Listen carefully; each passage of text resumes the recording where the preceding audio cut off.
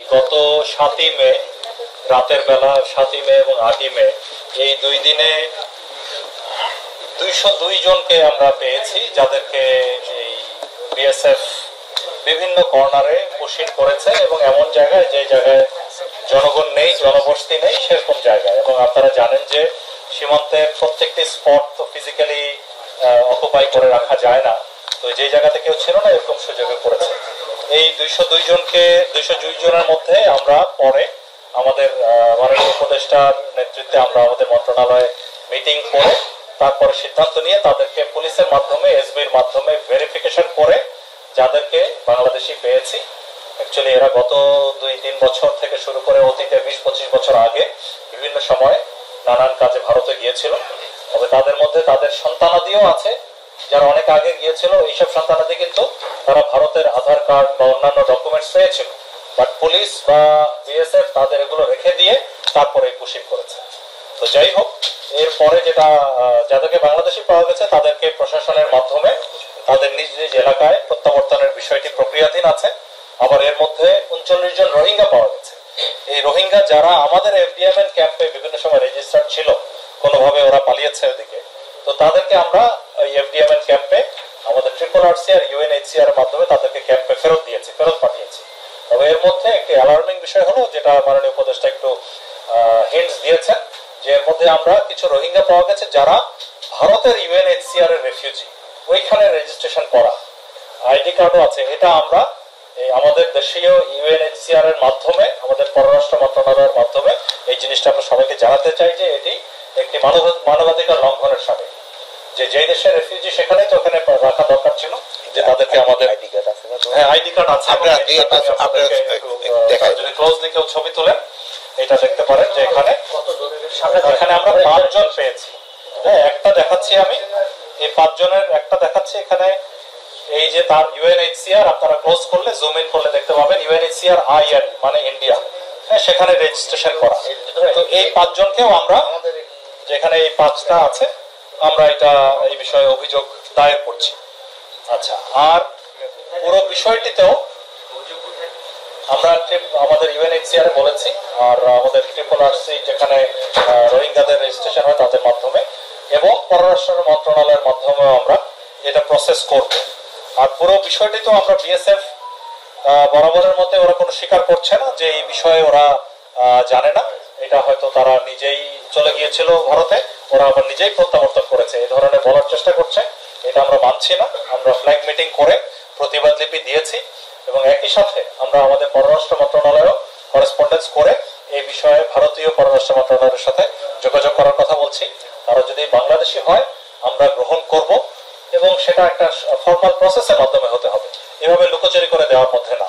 আর সেই সাথে আমরা জানতে পেরেছি যে খাগড়াছড়ি এলাকায় মূলত আরো প্রায় 200 থেকে 300 জনের মতো এই ধরনের শরণার্থী অপারে আছে, যাদেরকে বিএসএফ পুশব্যাক করে দেওয়ার চেষ্টা করছিল।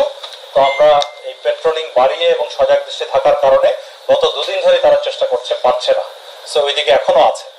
আর ইতিমধ্যে আবার ওইদিকে গ্রাউন্ডে না পেরে আপনার সুন্দরবনের এদিক দিয়ে একটি মানে রিমোট একটি চর, মান্দারবাড়িয়া একটি চর আছে, সেখানে ওরা কোনো একটা ভারতীয় কোনো জাহাজের মাধ্যমে এসে আমাদের আরো 78 জনকে ওখানে ফেলে গেছে, যেটা কোস্টগার্ড তাদেরকে উদ্ধার করে, সেটা কোস্টগার্ডের এলাকা, উদ্ধার করে তাদেরকে নিজ এলাকায় পাঠানোর বিষয়টি প্রক্রিয়াধীন আছে। তো আমরা সজাগ দৃষ্টি রাখছি, পাশাপাশি আমাদের মন্ত্রণালয় তথা পররাষ্ট্র মন্ত্রণালয়ের মাধ্যমে এটা ভারতের সাথে এই বিষয়ে আমরা প্রতিবাদ জানাচ্ছি। সামনে তো কোরবানি স্যার, আমরা কয়েক জায়গায় নিউজ দেখছি যে সুনামগঞ্জের কয়েকটা পয়েন্ট দিয়ে ভারতীয় গরু ঢুকছে, যদিও মৎস্য প্রাণী সম্পদ মন্ত্রণালয় বলেছিল যে এবার পশু উদ্বৃত্ত আছে। সুতরাং সীমান্তে পশু ঢোকা ঠেকাতে আপনারা কি ভূমিকা রাখছেন একটু জানতে চাই। এবারে যেহেতু আমাদের দেশে প্রচুর মানে গবাদি পশু আছে, এই জন্য আমরা কোনো ধরনের গবাদি পশু যেন না ঢুকতে পারে এই জন্য আমরা ব্যবস্থা নিচ্ছি। তো এই বুঝি আপনি যেটা বললেন হয়তো 1-2টা অটোমেটিক চলে আসতে পারে, যেমন ধরেন হইতে পারে, বাট আমরা সরকারি পর্যায়ে এবং বিজেপির নজরে আসে এরকম কোনো কিন্তু হইতে আমরা দিচ্ছি না। আমি একটু জানতে চাই যে 202 জন যে ভারতে কোন সীমান্ত দিয়ে পাঠিয়েছে? এটা মূলত আপনার খাগড়াছড়ির পানছড়ি, জামিনীপাড়া, খেদাছড়া এলাকা দিয়ে আর কুড়িগ্রাম জেলার রৌমারী অঞ্চল, যেটা চর অঞ্চল, মানে টার্গেট করে আবার এই দেখেন সুন্দরবনের মন্দারবাড়িয়া যদি দেখি, যেসব এলাকায় জনবসতি নাই এবং হঠাৎ করে টহল যেতে সময় লাগে, ওই ধরনের এলাকা টার্গেট করে এরা এটা করার চেষ্টা করছে, সুপরিকল্পিত এবং যেটি ন্যাক্কারজনক। আওয়ামী লীগের রাজনৈতিক কার্যক্রম নিষিদ্ধ যে বিষয়টা গতকাল তো আইন সংশোধন হয়েছে, অধ্যাদেশ হয়েছে, তো আপনার একটু প্রজ্ঞাপন করা এটা কি অবস্থায় আছে বা এই প্রজ্ঞাপন হয়ে গেছে না? আমার মনে হয় মোস্ট প্রবলি হয়ে গেছে। আমার যেহেতু আমি মিটিং এ ছিলাম, আমি বলতে আমার মনে হয়ে গেছে না। আমিও আপনাকে মোট এখানে ছিলাম, আমিও লাস্ট খবরটা আমিও আপনার বল, আমার মনে হয়ে গেছে।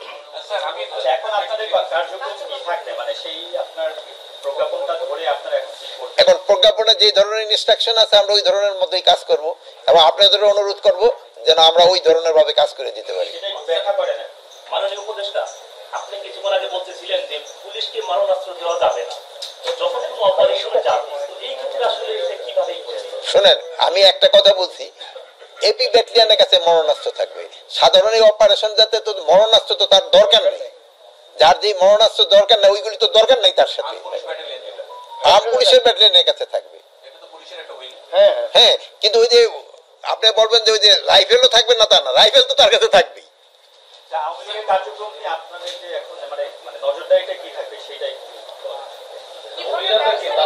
এখন তো আপনাদের কিন্তু ডিটেল বলেই দিচ্ছে সেদিন আসিফ নজরুল ভাই, ডিটেল তো বলে দিচ্ছে কি ধরনের কার্যক্রম। অধ্যাদেশ হয়েছে, এখন আপনার পার্টি আর কি এখন আইনে যেটা আদেশ হয়েছে, না না, যেটা ওইটা হয়েছে আইন যেটা হয়েছে ওইটার আমরা এসে ইমপ্লিমেন্ট করার দায়িত্ব হলো আমাদের।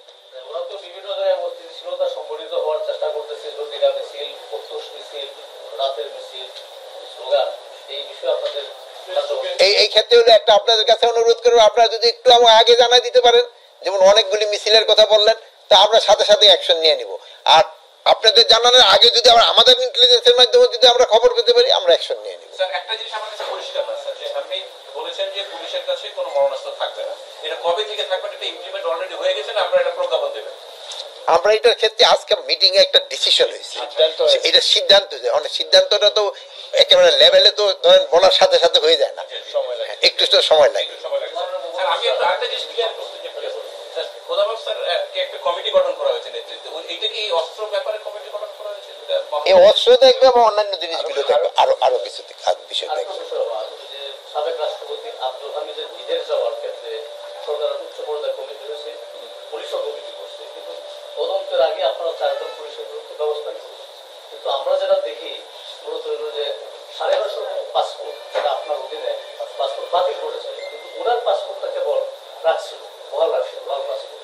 উনি তো লাল পাসপোর্ট ব্যবহার করে গেছে, পাসপোর্টের বিরুদ্ধে যাবতীয় ব্যবস্থা নেওয়া হয়েছে বা শোনেন, এটার ক্ষেত্রে এই জন্য তো একটা কমিটি করা হয়েছে, যেহেতু অন্যান্য ক্ষেত্রে এবং উনি ছিলেন সেই সময় মহামান্য প্রেসিডেন্ট, সবার ক্ষেত্রে কি সবাই প্রযোজ্য কিনা আমি তো জানি না, এই জন্য তারা ইনভেস্টিগেশন করে দেখবে যে এটা তোমার কাছে পাসপোর্টটা রাখা বৈধ ছিল কি অবৈধ ছিল।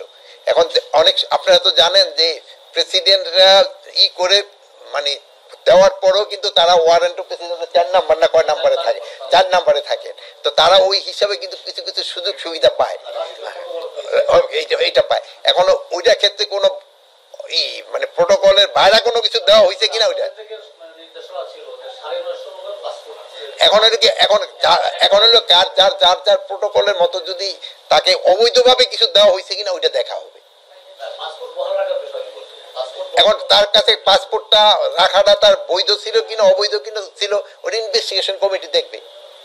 স্যার, আমার একটা প্রশ্ন ছিল, সেটা হচ্ছে যে আপনারা আসার পরে যে অবৈধ যে অস্ত্র যে জমানের একটা উদ্যোগ নিয়েছিলেন, 2009 সাল থেকে 2024 সাল পর্যন্ত কতগুলো অস্ত্রের লাইসেন্স ছিল শেখ হাসিনা সরকার দিয়েছিল, আর এখন পর্যন্ত আপনাদের কাছে কতগুলো অস্ত্র জমা করেছে এটা পরিষ্কার আপনারা পেয়েছিলেন? আমাদের কাছে এই অবৈধ অস্ত্র উদ্ধারের অভিযান এখনো চলছে। তো এটার ক্ষেত্রে আমি একটু বলবো যে আমরা যতটুকু পরিমাণ চেয়েছিলাম আমার অতটুকু পরিমাণ কিন্তু উদ্ধার হয় নাই, কিন্তু একটা নাম্বারটা আমি এই মুহূর্তে আপনাদের বলতে পারবো।